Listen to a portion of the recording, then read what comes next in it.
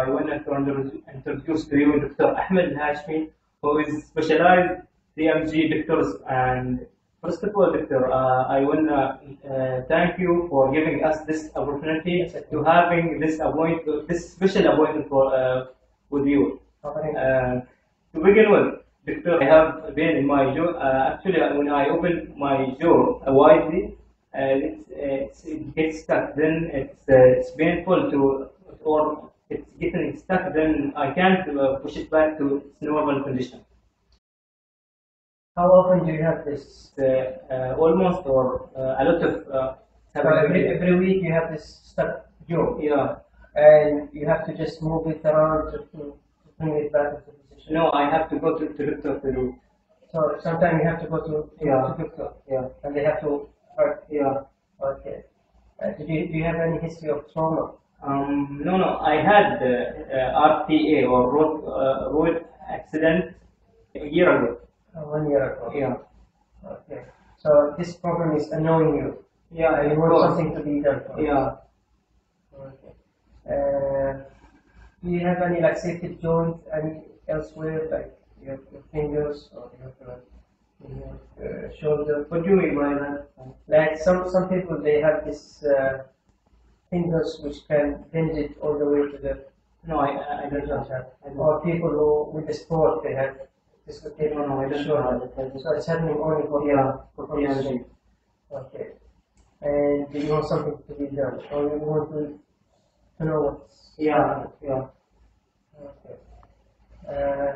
Now, anything more? Why? Nose. Okay. Nose. Can you do this? Try to lift. Is it tender? Yeah. Okay. Open wide. Do you always have this TMJ sound? Yeah. Okay. When did you notice to have this? Actually, when I chewing or food or when I do something strong to my jaw. Yeah. But does this prevent you from eating? Yeah, of course. Because sometimes that then I can't bring it back to its normal position. Okay. I don't know what's happening exactly, but what could be happening that usually this joint is every joint composed of, as you know, 2 bones. And regarding the temporomandibular joint, which is the joint which is between the jaw, which is the only moving jaw which articulates with the skull. Okay, we call it the temporal because this temporal bone. Yeah. Or some people they like to call it cranio-mandibular joint because it's the relationship between the mandible, the jaw, and the cranium. Yeah. So some people they like to call it cranio-mandibular joint.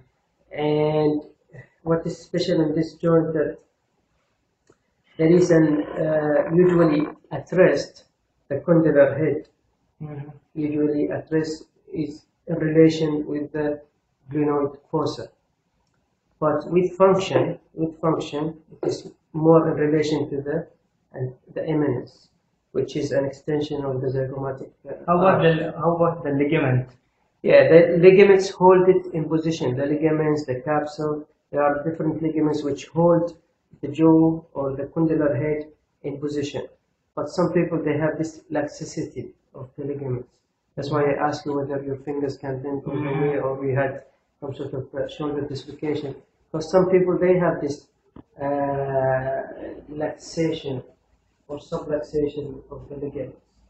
But maybe the trauma that you had, the road traffic accident that you had, may overstretch this ligament, which means that when you really open wide, the whole condylar head, instead of staying within the glenoid fossa, instead of staying within the condylar eminence complex, Okay. sometimes it just goes outside this.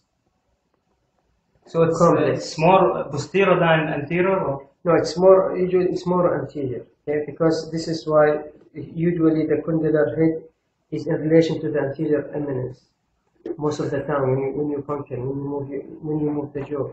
So most of the time it is more of anterior dislocation. Okay. And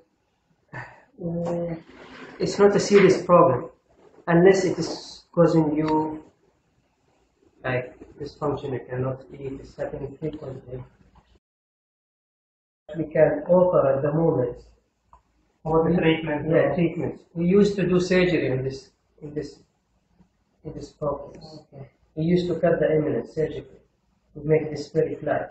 So the condylar head, it will be back in its normal condition, or it will be. We prevent it from dislocation because there will be no eminence. So the condylar head will be moving freely. But this is quite big surgery. What we tend to do these days. how about the cold? I hear about the cold and heat therapy. Yeah, this just to control the pain. This will only control the pain, but it will not prevent the jaw dislocation. To prevent the jaw dislocation, what we do these days, we do TMJ orthocentesis, wash out of the jaw, and then we inject the patient blood into the joint. We inject autogenous blood. And this will make some sort of fibrosis for the ligament. So the mouth opening, instead of being 5 centimeters, it will be moving only 3 centimeters. So there will be no some sort of over opening. And this is minimally invasive, some sort of surgery. Okay, doctor. Sometimes we make some, like we do some images, radiographs, just to confirm what we are. So, doctor, about the X-rays, how it's done? Yeah, we can take an OBG. It's a plain radiograph, which will show the relationship of the eminence and the condylar head. But this usually taken at rest. Then we can take a TMJ views with the mouth closed and with the mouth open to see what the basic normal relationship between the condylar head, the eminence, and the fossa. Okay, this is a lateral view of the skull and the jaw. This is the maxilla, this is the mandible, okay, and this is the condylar head here, and this is the anterior eminence, and this is the glenoid fossa.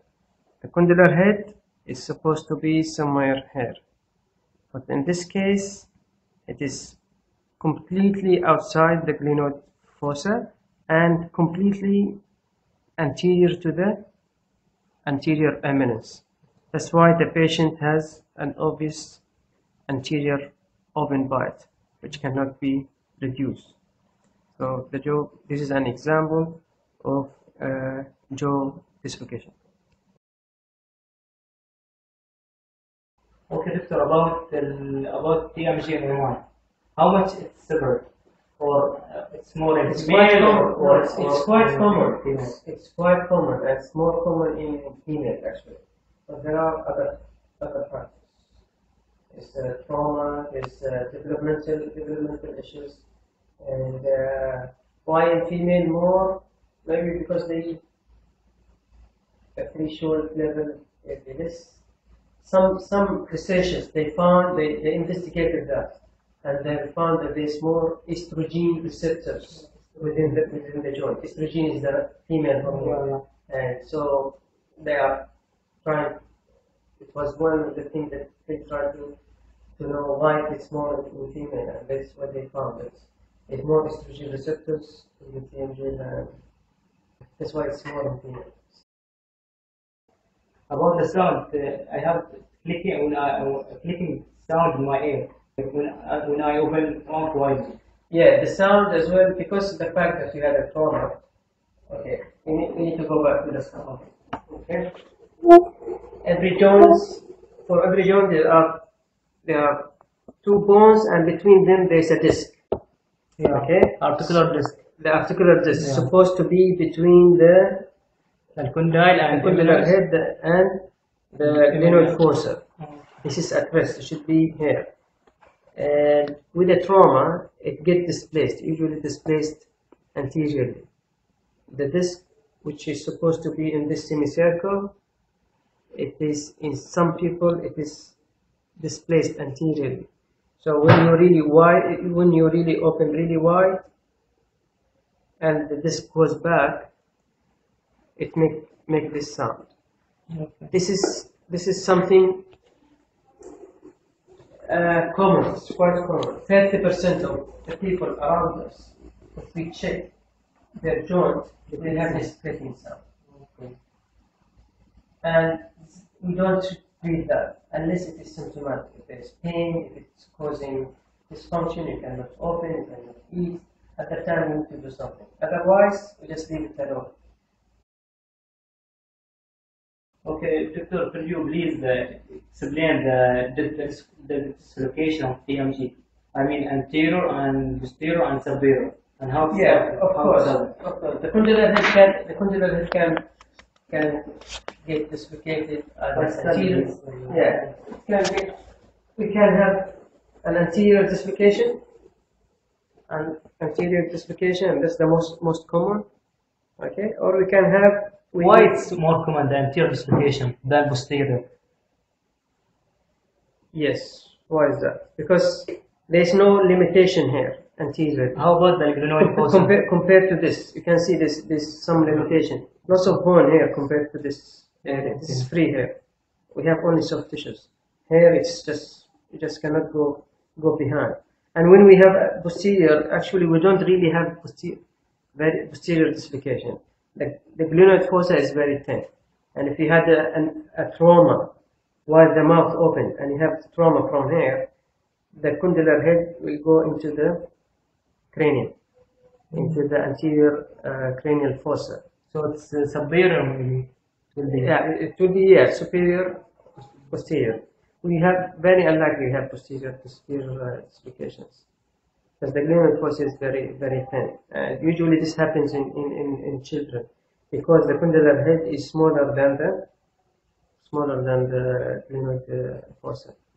The dimensions are small. Okay, this man unfortunately has a jaw dislocation which is not reducing, and we try to reduce it.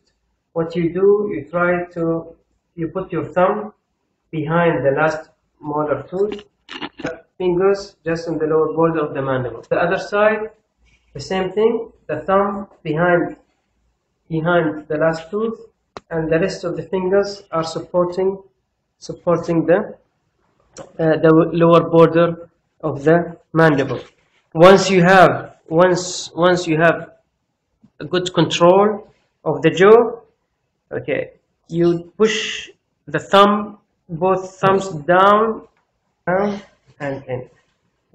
Thumb is behind the last molar, and the rest of the fingers are supporting the jaw. You hold this very firmly, and you push everything down and in on a very quick motion.